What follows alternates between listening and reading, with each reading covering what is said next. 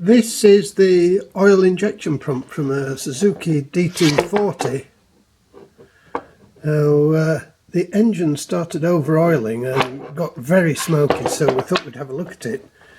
The manual says that there is no user serviceable parts, but that's not entirely true, because there is one oil seal, just like that one, cost £2.50.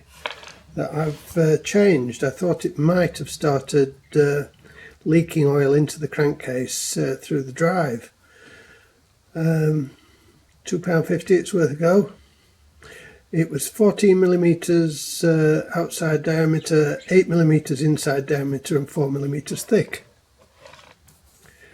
I can't find any setting data even in the manual, but there are two alignment marks, one just there on the quadrant and one just there on the casing. So we'll see how we go. Well, I put the thing back together and it's now far less smoky, so it looks like I was on the right track.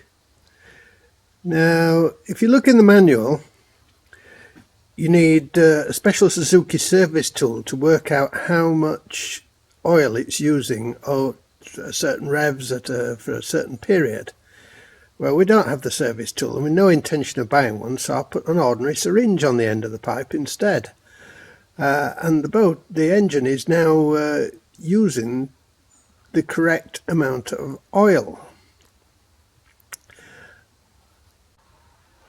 I used one of these cheap eBay tachometers to count the revs. Well, it did the job. I'll put a copy of the data sheet up. Well, I hope this video helps, and please subscribe.